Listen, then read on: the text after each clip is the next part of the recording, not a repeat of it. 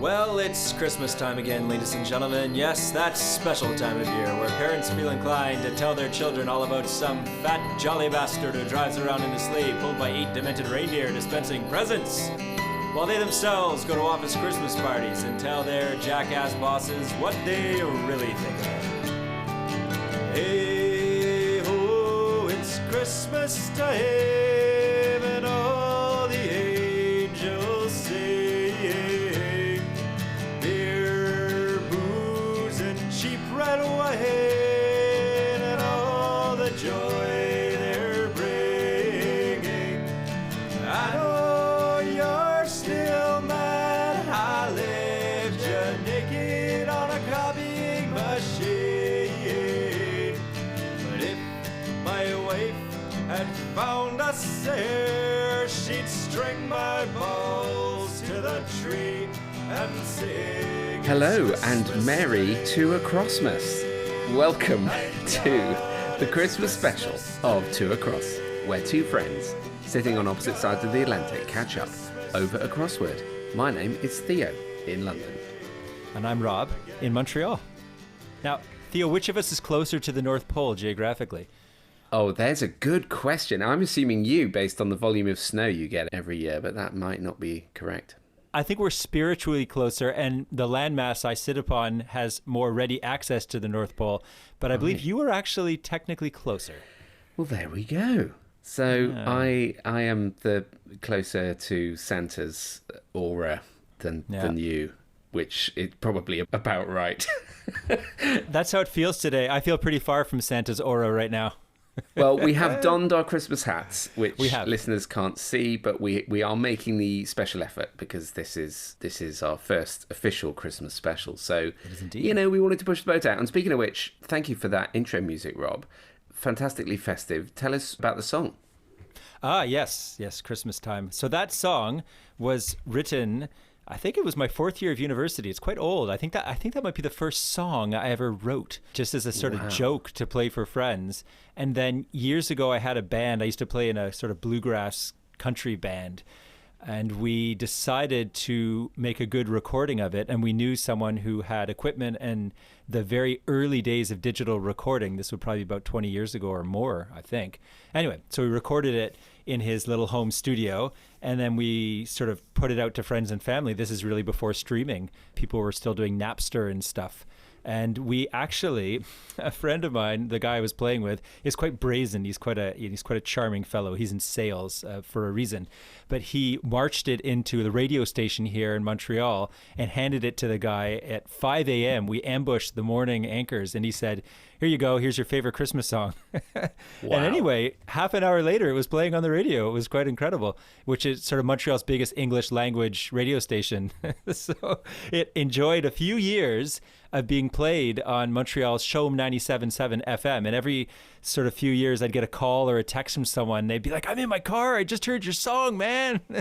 Amazing. You've got a Christmas single. Yeah. I was commenting to someone the other day that pretty much my creative dream is to write a Christmas song that is so well played every year that you can pretty much just live off the royalties the rest of the time. As in About a Boy, the Nick Hornby novel and subsequent film, where the Hugh Grant character is the son of someone who composed a hit Christmas single. In the story, the whole point is that he's so fed up of hearing the song that he can't bear to hear it in shops. But I'd be absolutely thrilled. I'd be just thinking ka-ching every time I heard that thing, but maybe that's any listeners that harbor ambitions of fame with music. I'm serious about make Christmas music, because the only song I've had that's really streamed quite aggressively is a song it's a winter song essentially, but for whatever reason, Spotify picked it up maybe 10 years ago on a global Christmas folky playlist. And it's tracking somewhere in the area of 750,000 streams to date. Wow. Every Christmas, it ends up tracking something like 60 to 100,000 streams. And then I get a little check in February for my streams. And I'm not going to tell you the amount, because the check for sort of 75,000 streams is a lot less than you'd think it was. Based on what I've read about Spotify's royalties, I'm not expecting it to be very big. No, I'm not quitting my day job. just yet. I'm not Hugh Grant and Nick Hornby's About a Boy just yet, but No. time will tell. You got to wait. You wrote that in the wrong era, Rob. If you'd been in the CD age, then that's it. You'd be coining it in. So, yeah, Christmas is here. It is. Almost here. And we are going to fill today's episode with a few, well, not fill it. It won't quite be a stuffed to the brim stocking of Christmas goodness, but we like to think there will be a sprinkling of festive touches. I'm going to kick off the Christmas-themed proceedings with a little anecdote that I teased in the last episode that happened to me recently when I went to a Christmas carol party. Which was a very nice affair thrown by a good friend of mine who is in my pub quiz team. And it involved us going to his flat, having some drinks, having some mince pies, and gathering around the piano to sing some carols, which was lovely, as you can imagine. Now, a couple of carols in, we get to Once in Royal David City, and the call goes out, could someone volunteer to sing the solo in the first verse? Yes. So I put my hand up and say, look, I was a chorister back in the day in Durham Cathedral, but I never got to be the soloist. And I also grew up in a lowly cattle shed, so... I also grew up in a... So I was cruelly denied the right to sing this section of the carol. Not that I'm bitter about it, nearly 40 years on, but anyway, everyone was like, yeah, go for it, you do it. So I did my best rendition of Once in Royal David, all of that. You didn't do it in the soprano voice? You didn't use your falsetto? So in that, I didn't go full soprano, maybe I should have, but anyway, my voice did crack at one point because I had a bit of a cold, as I mentioned last week, but I got through it, and I sat down with pride. A few carols later, I'd noticed there was this guy amongst the group who had been singing particularly well, and he was a bass. And I got this sort of, you just sense that you're in the presence of someone who can really, really sing. And sure enough, towards the end of the carols, my friend called on him to sing a solo. And he said, do you want to maybe sing something? He went, oh, yeah, go on then, why not? I'll do Have Yourself a Merry Little Christmas, okay? Which is, lovely ballad. Very. And he launches into this, and I swear to God, it's one of the, time stopped. It was just the most sensational rendition of Have Yourself a Merry Little Christmas. And all the while I was thinking, you're familiar to me. You look really, who are you? Where's this voice come from? This is incredible. And then at the end, I made some deprecating remark about how he'd done his best to follow my example or something.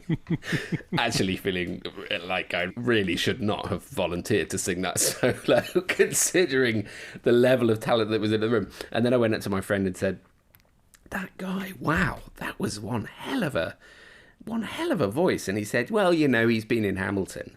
And sure enough, I then look at, and of course I'd seen him in Hamilton, that's why I recognised him. And I'd also seen him in Frozen the musical, in which he played the character of Kristoff, and several other shows besides. He's a proper West End star. And you're a West End critic. And I'm a West End critic. And I felt so, it was funny. I'm sure, he didn't think twice about my warbling lowly cattle shed as being a clearly vastly inferior. But it did sort of just remind me why my life had not maybe gone down the musical path. That despite starting out as a chorister and initially dipping my toe in that water, I think I'd reached my sort of limit and realised I couldn't take it any further. But anyway, it was lovely to hear that. I bet. That song sung so well. And there's something about, just Christmas and carols and the music and all that you've just got to sort of throw yourself into it, haven't you? And go with it. The alcohol helps with that too. It does. It certainly does. Yes, he says, taking a large slug of wine. So I will take my opportunity. There you go. Nice. Open that for listeners. Cheers. Cheers, Theo. I have a Pêcheur Bio IPA that I'll be drinking today during our show. Lovely. So I have my own Once in Royal David City story, actually. It's not probably as interesting. It's more just a story of humbling and sadness. So you didn't have your opportunity to sing it as a chorister, and neither did I. So I was also a chorister, or we'd call a choir boy, I suppose, when I was in my younger years, and I was known to have quite a soprano at the time. I had a little bit of pride in my voice, and the great pride of the Christmas show, which we did every year. We did a carol service. We do like 10 of them in late November for some reason, and everyone would come. We recorded them actually one year. I still have a vinyl recording of me singing the Magnificat and Nunc Dimittis. Lovely. In a quartet. But one year, I think it was grade 7 or something, so I would have been about 12 years old, I was nominated to do Once in Royal David City. And the way the chapel worked is that you'd be up on the top, and then all of the choristers would process as you sang with your angelic voice in the upper deck, above them. So I was given this honor, and I practiced it and did a few opportunities in front of the choir to sing it on my own, and I completely failed. I couldn't, all of a sudden my breathing wouldn't work. I was getting out of breath. I had to stop mid-sentence to breathe again. My chest was super constricted. I collapsed, literally collapsed. Rob. And it got to the point where they had to replace me with someone who I felt was a much lesser voice, but was able to carry the tune and not have these terrible breathing difficulties. So to this day, I've held that shame deep inside of myself that I had failed in my one opportunity to be the Once in Royal David City soprano. So you've dredged Rob. up that awful memory. We're gonna have to end the episode here because Rob's been triggered, and yeah, that's clearly brought up some painful memories. I didn't realise we shared that choir boy history, Rob. We do.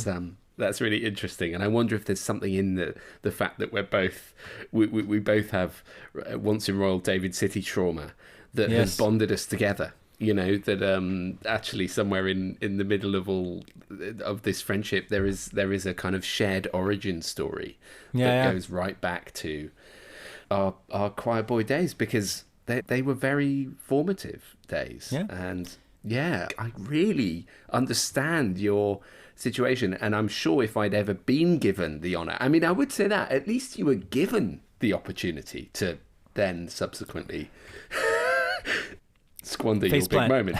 Yeah.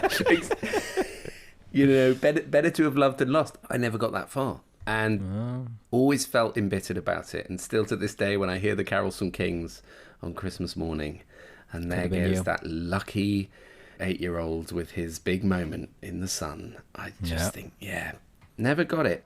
Let's go to the crossword, because crossing words is fun. Anyway, not to bring a downer on our Christmas episode, No.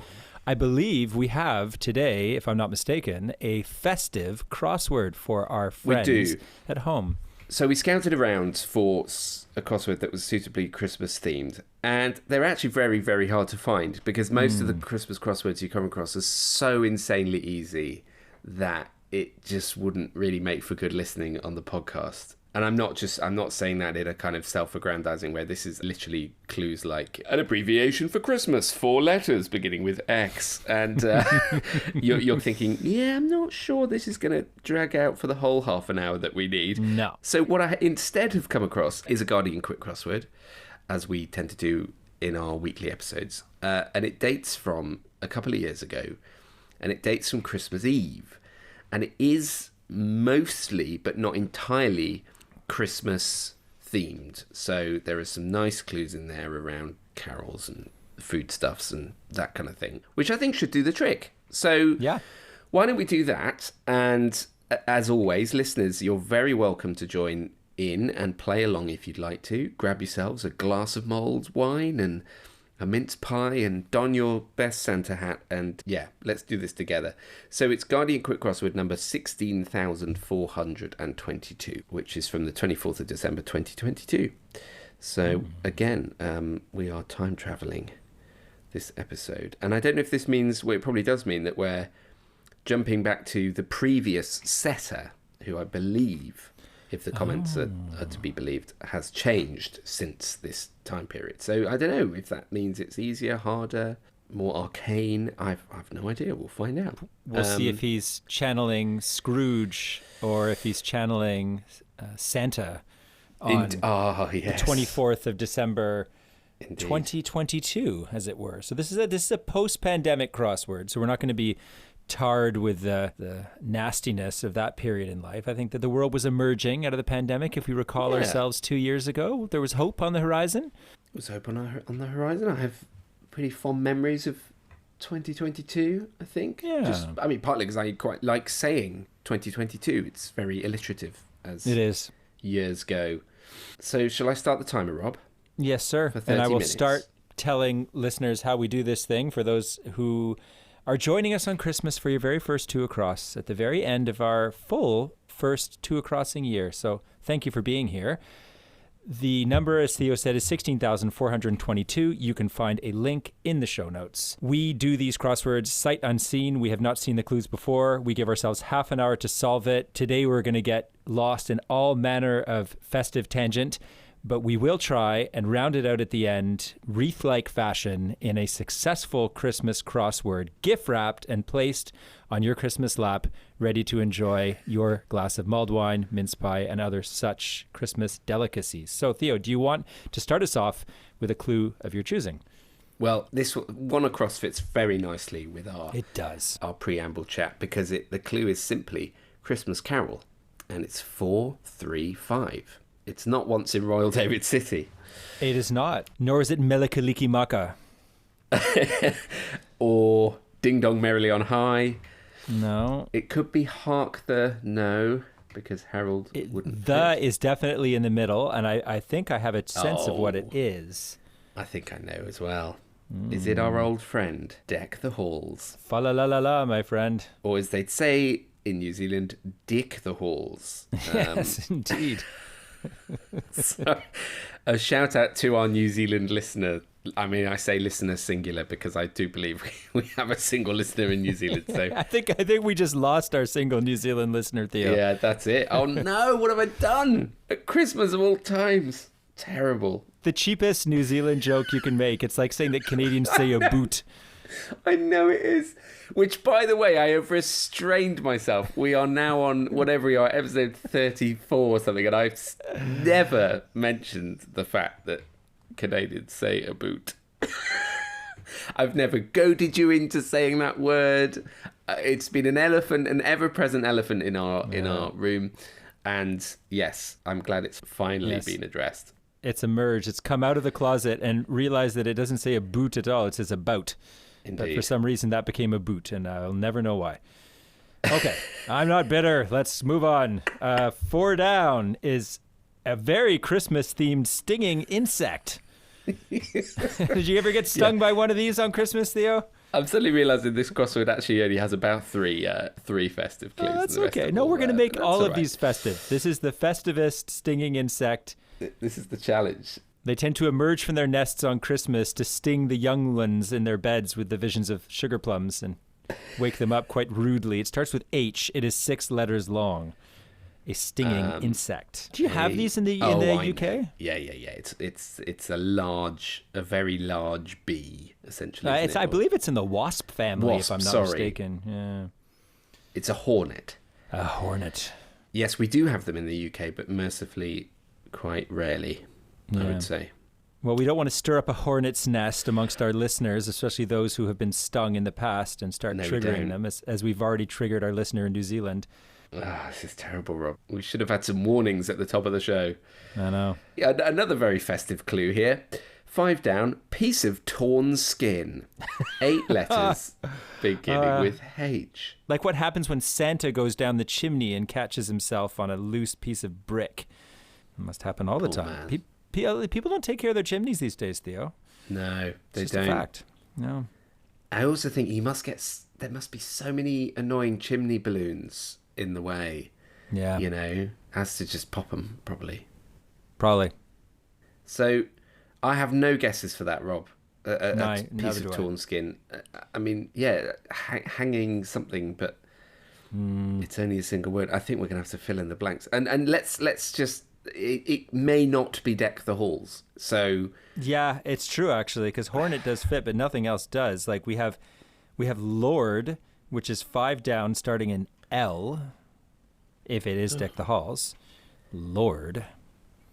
I mean, that could be a laird if we were in Scotland. Oh, yeah, that's a really good guess.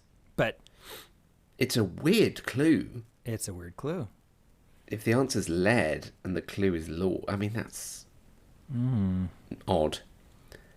Okay, this is a biggie. 7 down. In a slanderous manner. 12 letters beginning with S. What do you do if you slander someone? Slag them off? No. Rob. Let's go to a totally different area, Theo, because I'm feeling a little frustrated in that area. So 13 down, Theo. It's in the bottom left. It is I agree, ! I agree! 4, 4. And I think you said it in our discussion of assisted dying. In our cheery festive discussion about assisted dying. Assisted dying. There you go. This really is the Christmas special to top all Christmas specials. It really is. As you may be discussing around your tree when the old ones come for Christmas. Is it time we have that discussion? Get out the cheese board and have a nice old chat about assisted dying. So that would be here. I think so. Yeah. Which Pedant's Corner is here, HEAR, twice. It is not HERE, because you're saying, hear this fellow, here. Yeah, HEAR. Twice. You know what? I think we actually had this as a clue once, because I remember having this exact discussion, unless I'm getting Christmas déjà vu. No, anyway, I think you're right. Let us move to 22 across, which has an E as its third last letter. It is 7 letters long, and it is a Christmas clue. They get roasted at this time of year. 7 letters, E as the third last letter. So I was thinking chestnuts, but first of all, it doesn't fit. And second of all, there's another thing that we do roast, and we did talk about them in our last episode, as the outer bird in our multi-bird roast. In our turducken. Yes. It's the turkeys. I think the turkeys get roasted. God love them. Not a good time to be a turkey. No. So, Biden will be pardoning one, will he not? Yes. For the last time? That isn't the answer to a Biden will be pardoning one a Biden? Exactly. Pardoning turkeys and progeny. 18 across, I think we can get as well. I'm going to give this a semi-Christmas and definitely seasonal. Opened, e.g. champagne, 8 letters long. Fourth last letter is an R. So it's not popped then, is it? No. Uncorked? I'd say that would be a good guess. Okay. Yeah. Let's get this. Another seasonal clue, quite literally, because it's 8 down and it's seasonal sweet food. 6, 6. And the second letter, assuming uncorked is correct, would go blank U blank T blank blank. Seasonal sweet food. Wow. So what do we eat at Christmas that's sweet? Well, the aforementioned mince pie, the Christmas pudding, the Christmas cake. There's candy canes. None of which has 6 letters as a second word.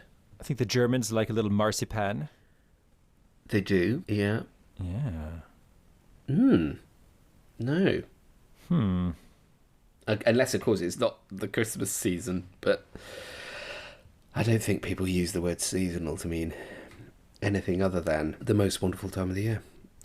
Unless they're really messing with us. Unless this setter really was an embittered man and he used the seasonal crossword to give vent to his bitterness. I'm going to throw some summer stuff in there just to just to mess piss with them off.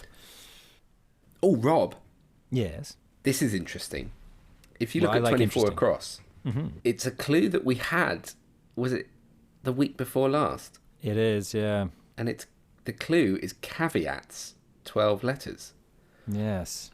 With a 4th letter of R. What was the answer the last time we had that clue? Listeners who've been binge listening of late are probably just literally currently turning off screaming at their radios. Yeah. Oh, qualifications. Qualifications. But it can't be that. Yeah, it can't be that. If here is correct. Correct. Okay, so it's same clue, different word. Yeah.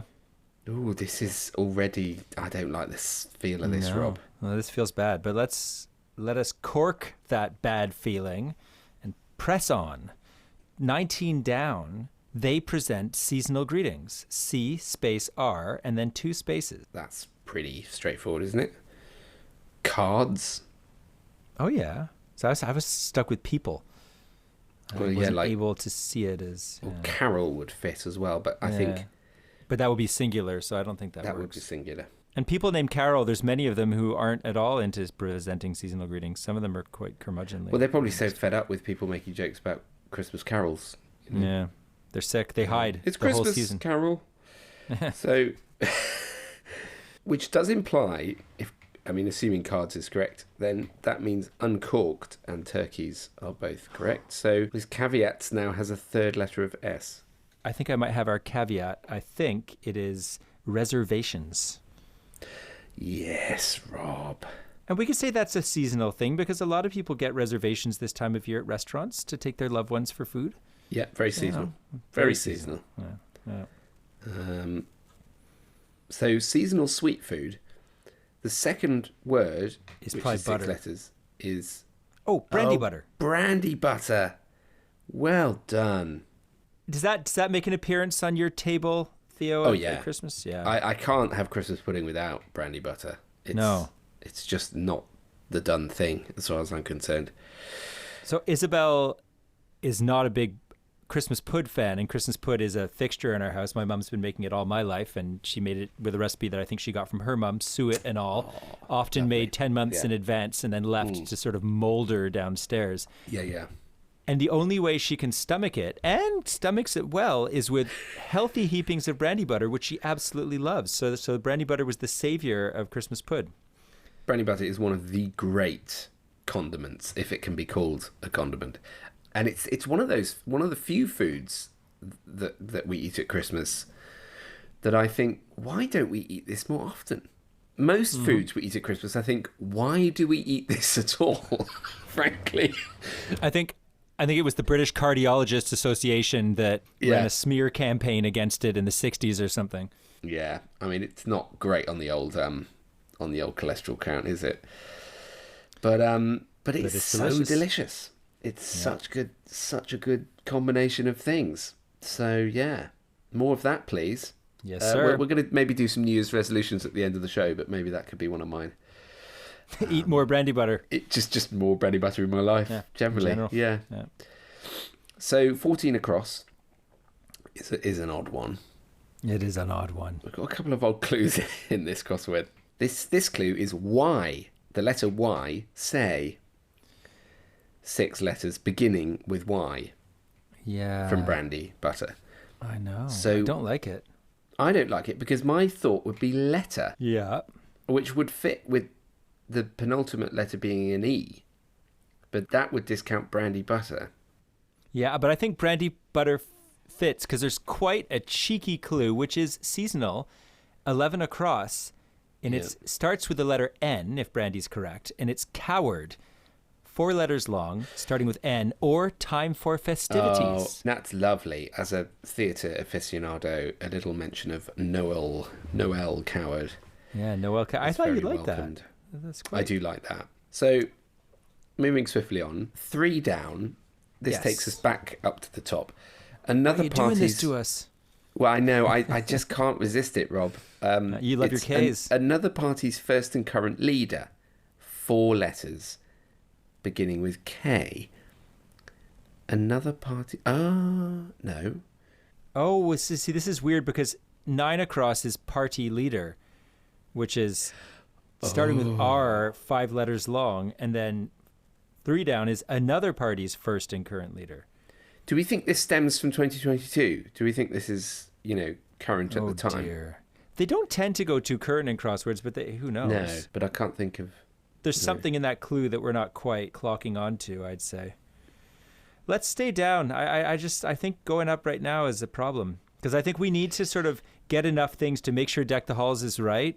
Otherwise, we're going to sit there wrestling with it and it could be wrong. So I'm going to propose that we take 21 down in the extreme bottom right. Yep. Seasonal visitors, ending in I, 4 letters long. And I believe they visit on Epiphany. So would that be Magi? I think so. The 3 wise men of Orient are. Mention of the Magi forces me to condemn their choice of gifts for a new mum. I mean, who the needs gold, frankincense, and myrrh when you've just had a baby in a stable? She could have hawked the gold for some stuff. She could have hawked the gold, sure. That could be useful in the long term. But frankincense and myrrh, come off it, lads. What are you thinking? The Life of Brian skewered it best. Oh, yes. When the mum, the frankincense next time. Thanks for the gold, but forget about the myrrh. Yeah, I mean, it's so true. What? I mean, come on. That's no use to anyone. No. And are we spelling it with a G or a J? G, definitely. It is G. Yeah. Magi Simpson. Yeah. Magi Simpson. Yeah. Brilliant. Okay. Some good Simpsons Christmas specials down the years. Oh, surely. Speaking of which, haven't seen one in a while, but Santa's Little Helper is the one that springs to mind when they adopt their dog. And Homer's like, he's pathetic, he's useless, he's a Simpson. That's true.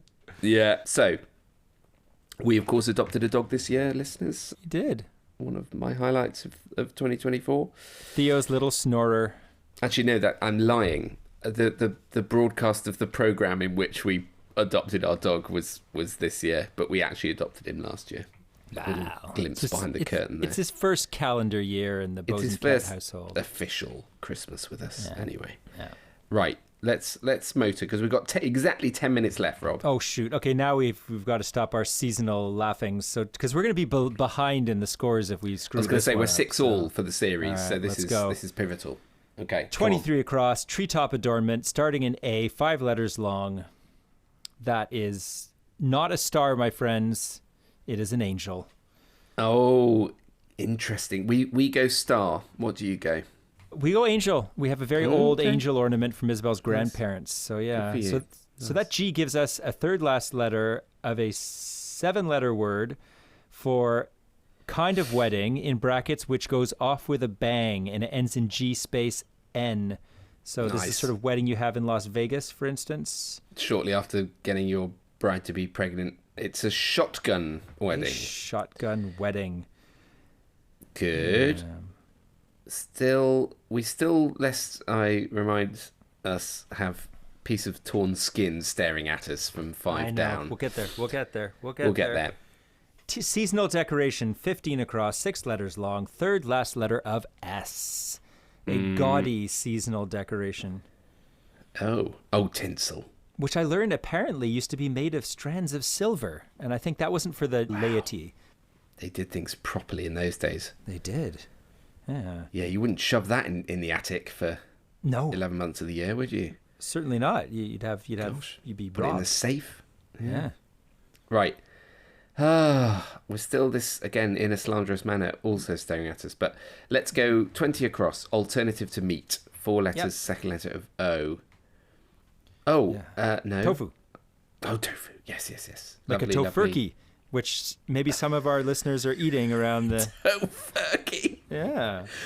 God, that sounds absolutely horrible. But, if that's what floats your boat. In a slanderous manner, I'm gonna take a swing at this, my friend.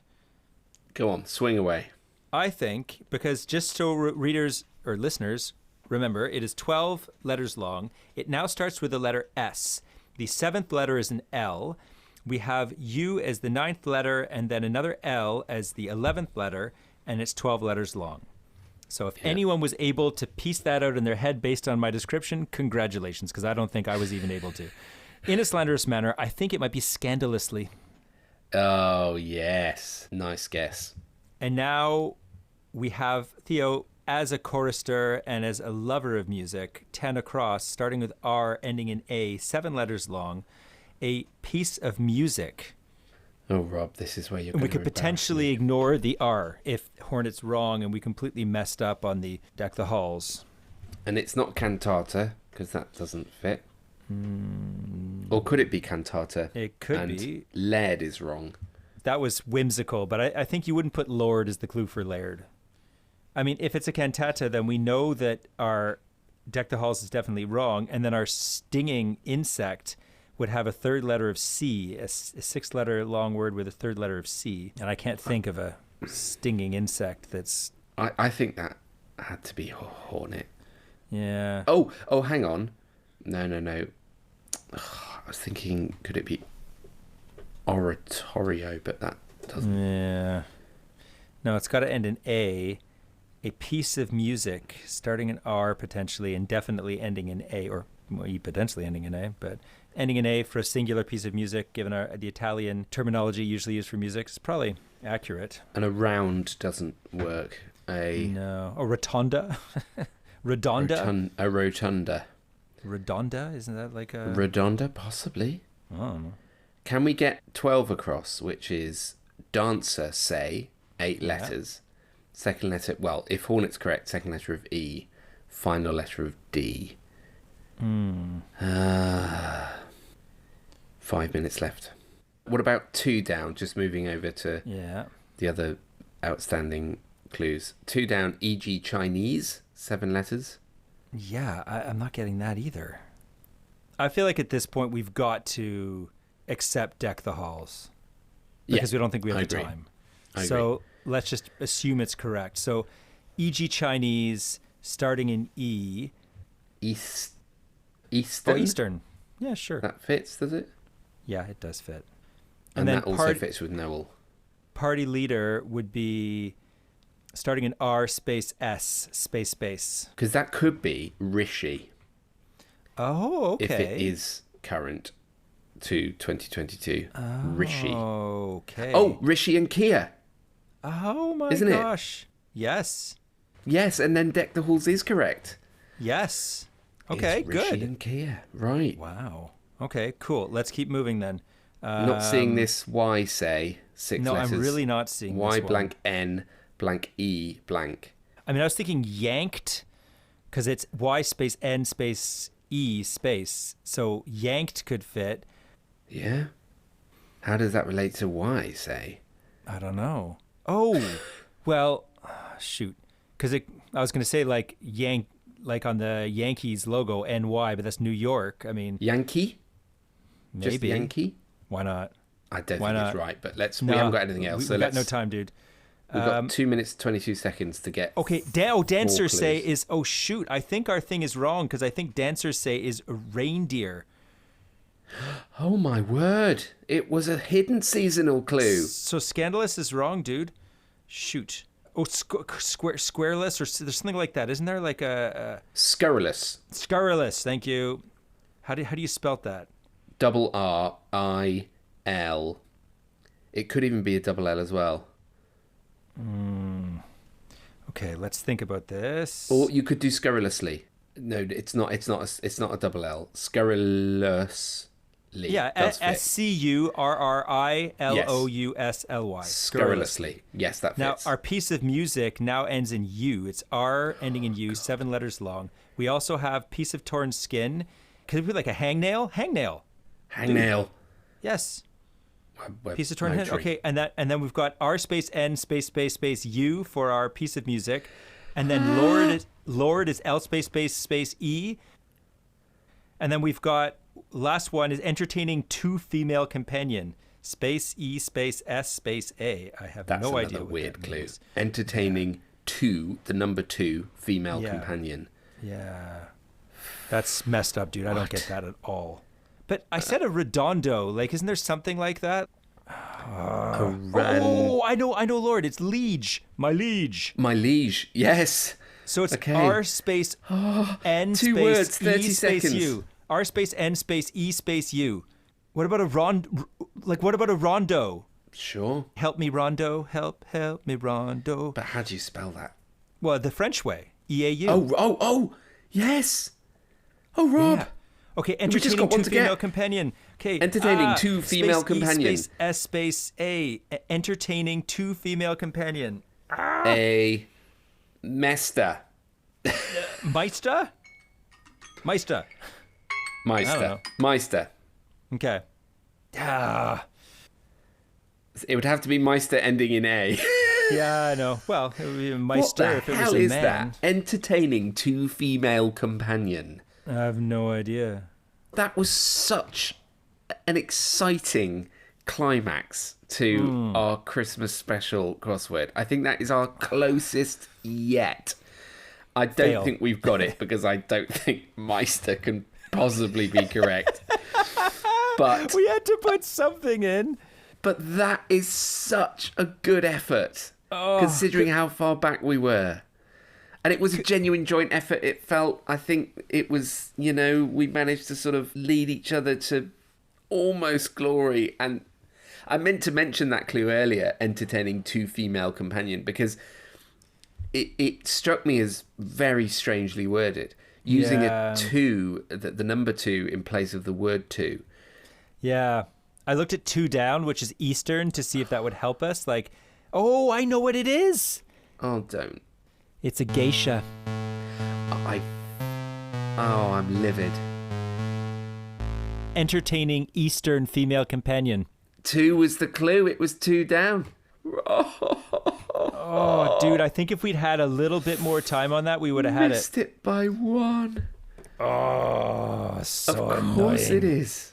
That is annoying, and that was a really good crossword. Oh, that's so close, Rob. And Yeah. it does mean we have to go into the new year on a loss, On a losing streak, on a losing streak. I know. 3 losses.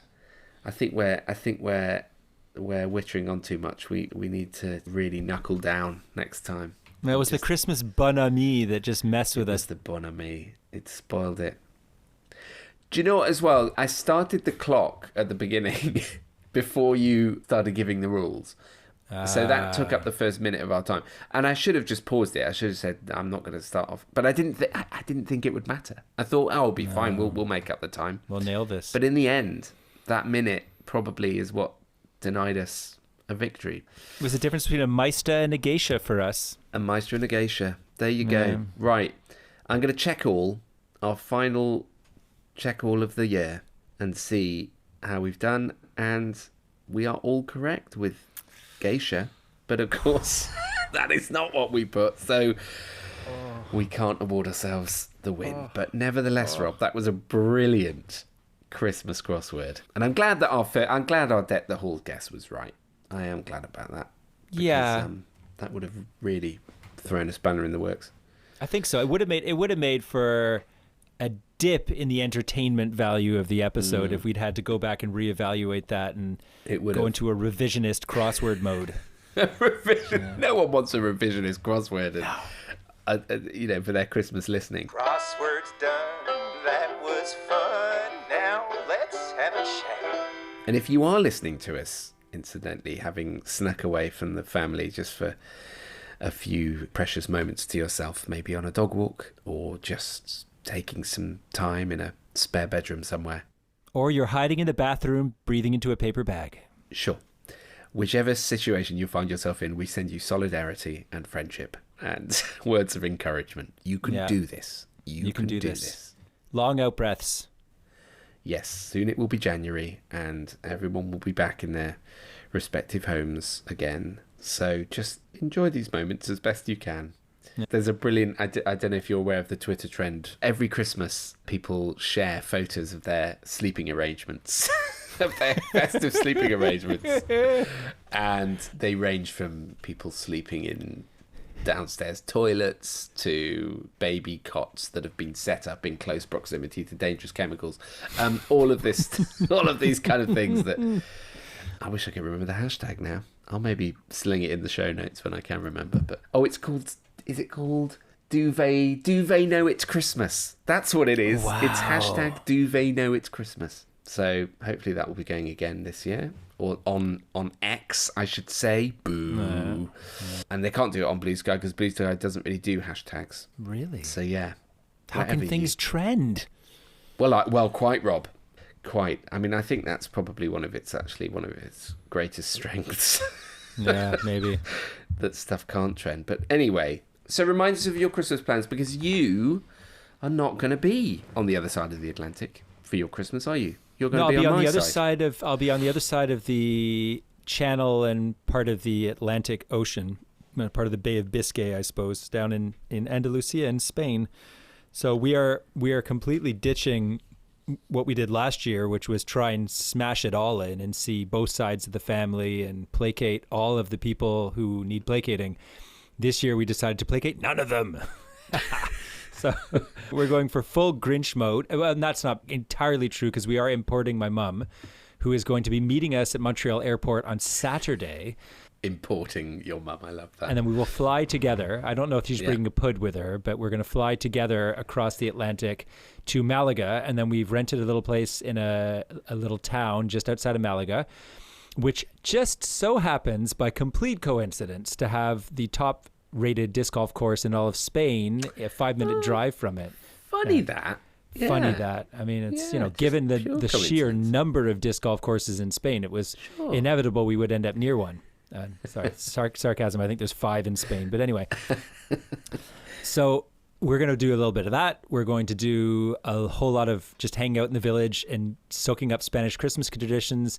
We've been researching what you're supposed to eat in Spain. We're thinking about lamb, thinking maybe lamb might be the move, bit of seafood as well.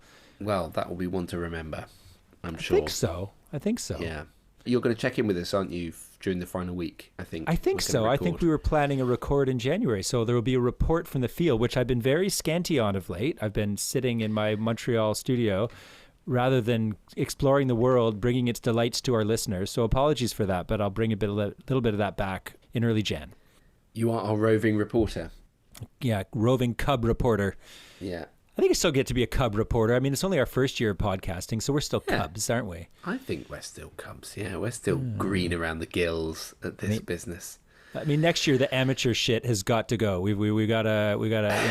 It's going to be our second full year of podcasting. So, talking of amateur shit, I have a correction to make. Ooh. We're not going to apologize on our Christmas episode, are we? I'm afraid we are, Rob. Oh, no. And it gives me a chance to shout out a very good friend of mine, Rosie, who is a former colleague of mine at What's on Stage, where she worked with me on editorial content. And she, needless to say, was often a lot more knowledgeable about the world of particularly musical theatre than me. And she, in fact, now works as a stage manager, working on several big shows. So shout out to Rosie. Anyway, she texted me to say that she'd really enjoyed our Wicked chat. However, she does have to point out that firstly, Elphaba does not turn evil, as I think we had intimated in the podcast. She, in fact, I wanted her to be turned evil by the monkeys. I haven't seen the second part. Yeah, I think your prediction of how the plot was going to unfold was very entertaining and certainly had merit. Not spot on. But that was not correct. I have seen the show, albeit many years ago, so I should have picked that up at the time.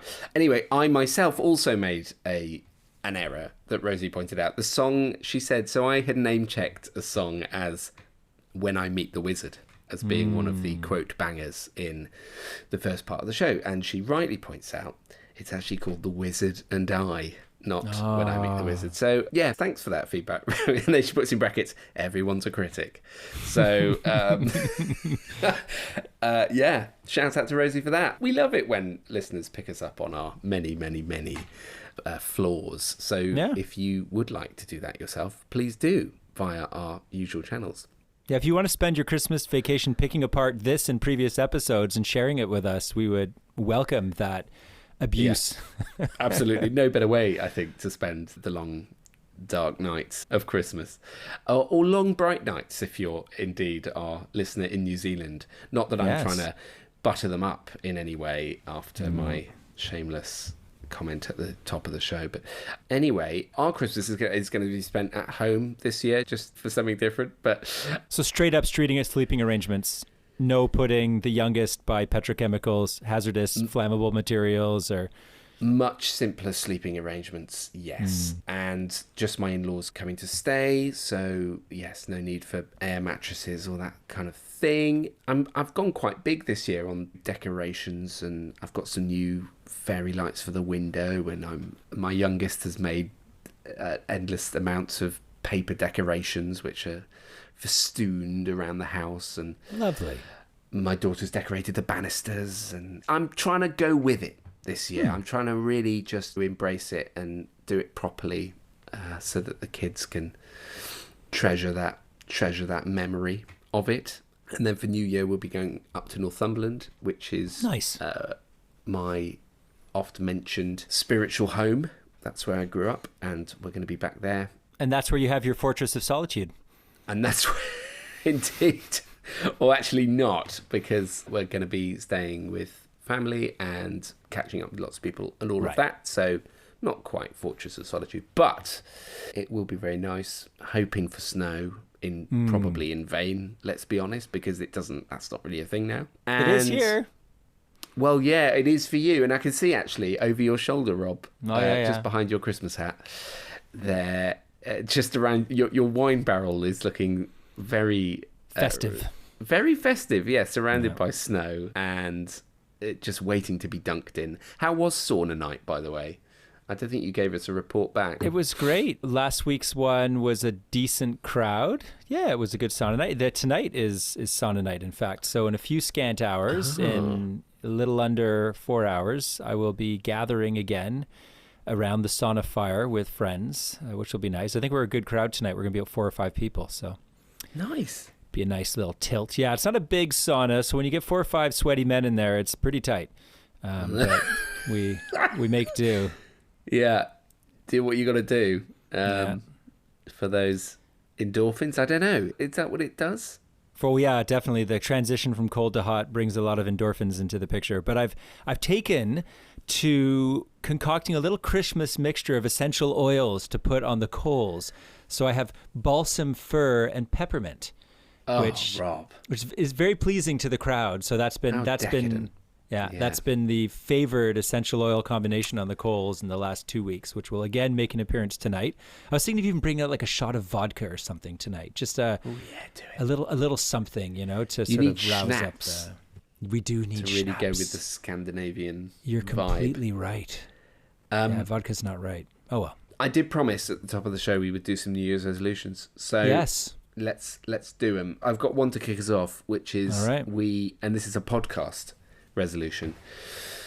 We need to find another guest. We've only we had one in the previous series, Henry Hitchings, who we were very grateful to with his superior word knowledge, and we need one for this season. So if you have suggestions, or indeed if you would like to suggest yourself, please get in touch and we will endeavour to accommodate. We take all comers. So let's do that. Have you got any personal hopes, fears, dreams? The thing is, definitely lots of those, less maybe than in the past. Maybe I'm less idealistic and more realistic, or maybe I'm just embittered. But the other thing is that New Year's comes around, like Christmas, it comes around a lot more often these days. And so I feel like I'm still sort of got to service my 2024 resolution, which in fact I got to remember what it is. And so going into 2025, I haven't given it much thought. I think this trip might jog the metaphorical memory. I'll tell you one thing that I am actually resolved to do in 2025, which is that for years and years, I've sort of messed about on the margins at creative endeavors, which I've done on the back of an envelope, as it were, alongside my fathering and working obligations. And I've gotten myself to a point in life, and the fathering obligations are less strenuous and the work obligations are less strenuous than they were, where I can dedicate a bit more time and space to it. And so 2025, I think I am resolved, and have already taken steps in this way, to investigate whether I could turn those things into, I want to say a career, but something that I could take more seriously, as it were. Even saying it feels hopelessly naive, because I think a lot of people harbor creative ambitions. I think it's worth just at some point giving yourself the opportunity to go for something and say, I'll see where I can take this thing and put a bit more time and effort, and at least maybe still the voice that's sort of in the background that says, oh, no, don't try, because if you do, you might not like what happens. So I guess ultimately 2025 is the year of trying a bit and saying, okay, well, just put things out there, put myself out there a bit more, and see what happens with that. Good for you, man. I think that's really exciting. And I think something that, as you say, it does happen when you get older, is that time moves more quickly, and you're aware that it is most definitely finite, and you at some point have to give those urges within yourself, creative or otherwise, room to breathe. And you owe it to yourself and to those instincts to see where they can take you, because otherwise you'll never know. I used to have this line where I'd say, it's easier to live with the possibility of your creative genius than it is to live with the reality that you're not. But actually, I don't think that's true. I think it's easier to live with the reality that you have given your creative muscle the chance to be flexed and see where that might take you. That is never going to be wasted time, wherever it does take you, whether that ends in financial remuneration or not. That is never time wasted, and it's never time you're going to look back on with regret. So you've got to do it. Yeah, I think it's a very static view of life, personally. I think that imagines that you're not growing as a person because you have this vision right now of what you could do and what you might become, or the reception that your output might receive in the world. But of course, that's a view from right now before you do anything or before you put it out. And it doesn't take account of the fact that you will change and that your view of what you're looking for in life and what you're hoping for and what is possible will change as well. So say you put the thing out, you write your great American novel, or you make your opus and you put it into the world, and it is greeted with yawns or frankly nothing, which is the high probability chance of any person's output because there's just so much out there. But what we forget is that we will be at a point in our lives where we will have done the thing. So we will have done it, and then we will have to reckon with having done it, and it being behind us rather than in front of us is this wonderful goal. And so now what do you do? And that's the question. Okay, now I've done this thing and I've learned a lot. Do I want to try it again? Do I want to write another great American novel or write more? Or in doing it, you might have met a whole bunch of people, found a writing group, found a choir, found whatever, and all of a sudden that leads you in all kinds of other directions. Because my personal theory on curiosity is that it doesn't exist to fixate on a thing and for you to get the thing. Curiosity is simply our natural instinct that guides us towards a path we should be taking. We don't know where the path will lead. We can never know that. So it might not lead to the astounding success that gets us to set out, but it might lead us to a great relationship, a new friendship, to all manner of discovery, or to realizing that this thing that's been an anvil around our neck forever wasn't all that in a chicken wing. And we finished it and we said, great, I wrote a book, but you know what? I don't actually like writing. And now I want to do something else. Well, now that's behind you. And it's not this burden in front of you that is blocking out the sunshine of all the other things you could do. Well said. I saw a film today which included a very stirring speech which pertains to what you're talking about. And the film is Conclave, which is adapted from the Robert Harris novel about the choosing of a new pope. And Ralph Fiennes plays a cardinal who is sort of overseeing the process of this selection, and he gives a speech to the other cardinals who gather, in which he talks about basically, I hope whoever is chosen has doubt.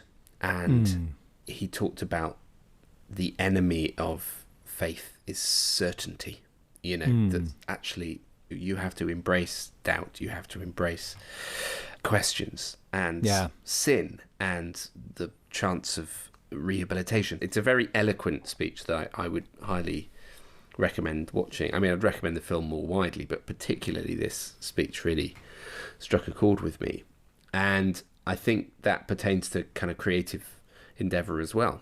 The idea that you have to live with uncertainty, you have to live with doubt, you have to live with self-doubt. That voice of criticism that we all have inside is there to keep you moving forward in some ways. And actually the moment you become too assured of your own certainty, your own brilliance, your own whatever it is, that's when you lose it. That's when the creativity dies. So that's kind of my thing for next year as well. I think to lean, as they say these days, to lean into the uncertainty.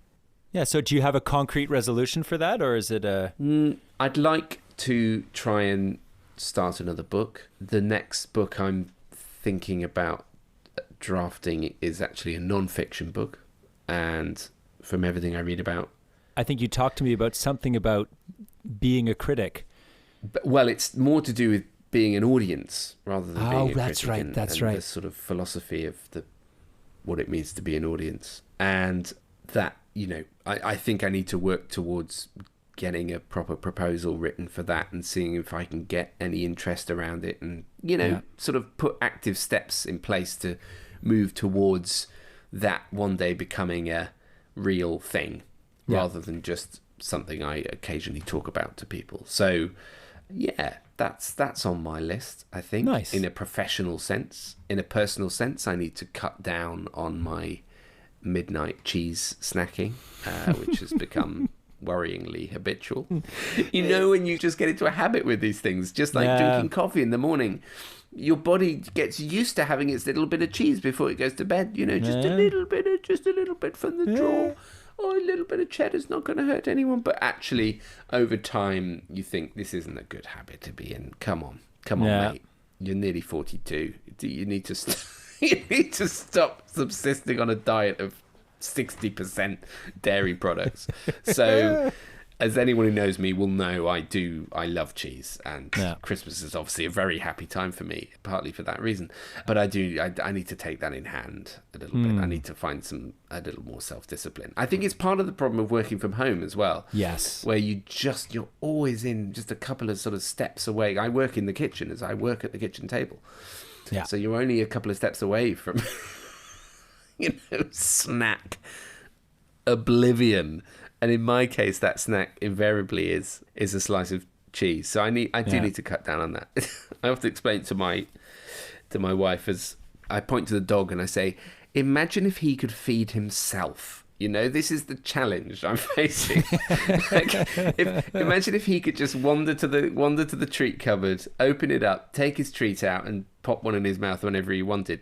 He'd do nothing else. I struggle with that a bit myself. I never used to be much of a snacker, but I think probably the pandemic was fatal for that because I was inside all the time and just got in the habit of snacking and haven't really got out of it. So that's one thing that I could maybe look at changing, but a more prosaic kind of classic sort of life-changing habit. That's your classic New Year's resolution, isn't it? I'm never going to go to the gym, so I may as well try and cut down on cheese. Yeah, fair enough. Anything else for you? Gosh, no, for next year. It's funny, I have to say, one gets reflective at the end of a year. It coincides with a phase of life, sort of being late 40s, having kids that are, as I said earlier, not as needy, early teens. And all of a sudden there's this sort of weightless feeling where you're not anywhere near retiring, but you're not in your hustle years of working necessarily anymore. And you're trying to set priorities for your life and figure out where you're going. I feel like 2025 is going to be a year of kind of maybe a few things starting to come to ground a bit, maybe some handholds making themselves available. So I guess that's exciting in one way. In another way, it's sort of a bit daunting. Well, I wish you well in that continuing journey. I think it's an interesting contrast between us where you're naturally you have more wanderlust and I think you have itchier feet. Maybe it's because I'm in such a kind of global city that I don't feel such a need to move around. But I think it's also just my nature. But having said that, I do wonder sometimes if I need to change things up as well. At least. I think it's hard when you've got small kids because you naturally are rooted by schools and communities and family and all that stuff. It changes amazingly quickly. Yeah, it does change. It does change quickly, and I hope at one point I'll have the chance to move around a bit more, and we'll see. We'll see where that all leads. But in the meantime, I wish you very well in Spain. Thank you, sir, and wish you a very, very Merry Christmas, and to all our listeners as well. Thank you for taking the time, and today's episode has been a bit more time than we normally ask of you, so thank you for sticking with us. Yeah, those of us who have put down the paper bag and are still sitting on the toilet listening while there's like kids knocking on the doors saying, we're about to open the presents, Auntie or Uncle or Granddad or whatever. Yeah, thanks for ignoring that wall of noise and sticking with us. And Theo, it's been a singular pleasure doing this for the last year. It's been a fun journey, so I'm looking forward to where that's going to take us next year. Indeed. And to play us out, I was going to propose one of my favourite Christmas songs, which is East 17's Stay Another Day. It got turned, as these things did back in the 1990s, into a Christmas single, and they added some bells to it, and it's a very stirring track. But anyway, we hear that all the time in the shops at the moment, so I'm not going to play that to you. What I am going to play you is a bit of a guilty pleasure of my Christmas playlist, which is a song by Sia called Santa's Coming for Us. And it's not actually the original Sia version that I'm going to play. It's a cover version that I found on YouTube by a band called the Spinning Jennies, who I don't really know anything about them. And I couldn't find much more of their stuff online, but I thought it'd be nice to give them a shout out because I think it's a really cool cover. So here is the Spinning Jennies and Santa's Coming for Us, who are going to play us out. And I will once again wish you all a very Merry Christmas. Thank you to Rob for being my steady podcasting companion. We've been in harness like two of Santa's reindeers now for over a year. Thank you mostly to all of our listeners, wherever you may be, especially the ones in New Zealand. And if you'd like to get in touch with us, you can on X at twoacrosspod, or by email, it's twoacrosspod@gmail.com. So, fare thee well, and we'll see you on the other side. Bye. Sing it to the deer in the sky. Sing it as a jingle, jingle, jingle tonight. Sing it to the moon, set it free. You're the angel on the top of my tree. Sing it to the spirit above. Sing your heart out with all of your love. Santa's coming for us. Santa's coming for us. Santa's coming for us. Santa's coming for us. Santa's coming for us. Santa's coming for us.